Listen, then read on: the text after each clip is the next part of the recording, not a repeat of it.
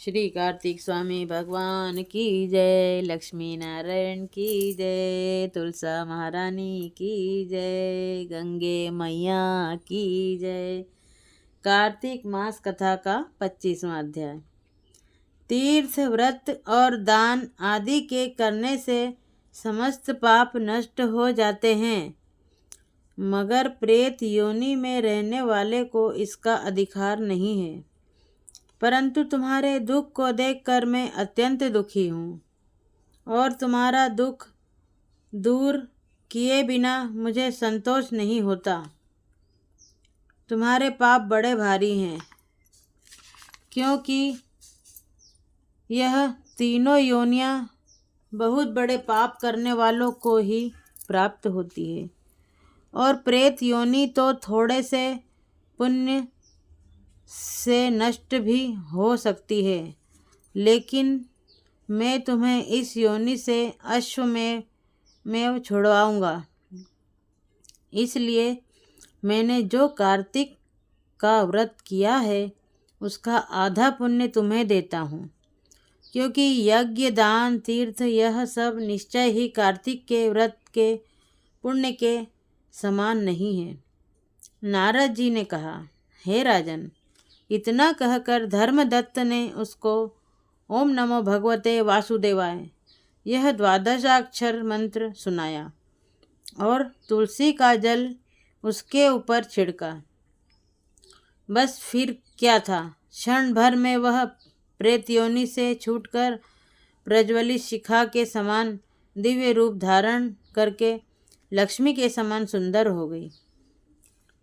तब वह धर्मदत्त को दंडवत प्रणाम करके प्रसन्नता से गदगद होकर बोली, हे ब्राह्मण, आपके आशीर्वाद से मैं इस घोर नरक में छूट गई हूँ।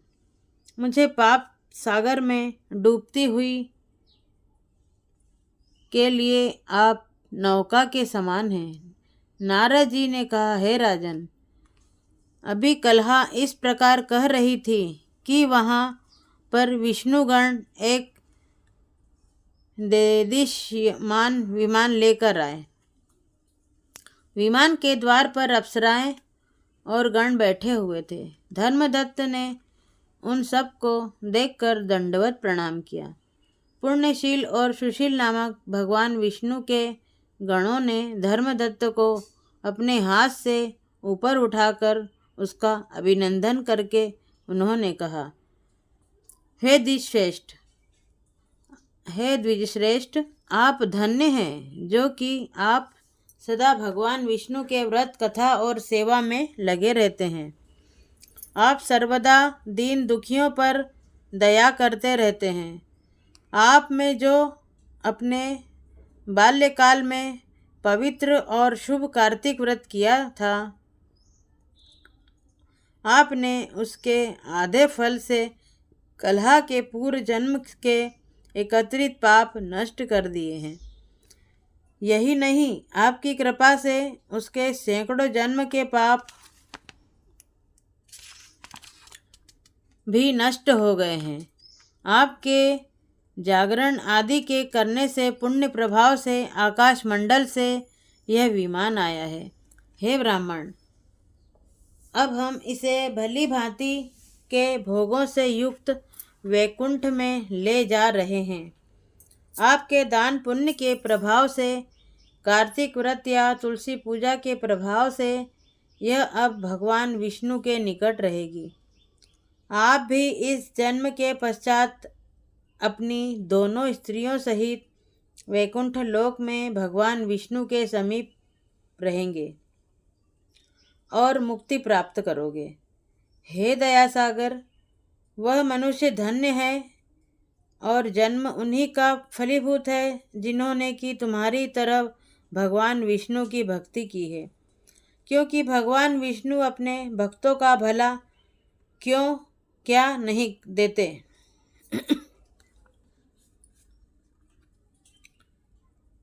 वह सब कुछ देते हैं जिन्होंने प्राचीन काल में उत्तानपाद के पुत्र को ध्रुव स्थान में पहुंचाया, जिसके स्मरण मात्र से प्राणियों की सद्गति हो जाती है।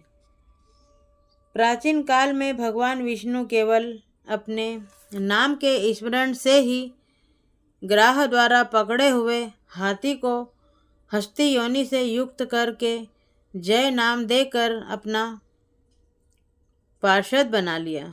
तुमने उसी विष्णु की सेवा की है, इसी से तुम अपनी दोनों स्त्रियों सहित 1000 वर्ष तक विष्णु भगवान के समीप निवास करोगे। जब तुम्हारा पुण्य क्षीण हो जाएगा तब तुम पृथ्वी पर सूर्यवंश में अपनी दोनों स्त्रियों के साथ दशरथ के नाम से प्रसिद्ध राजा होगे तथा यह कलहा तुम्हारे आधे पुण्य की भागीदार होने के नाते तुम्हारी तीसरी भार्या होगी।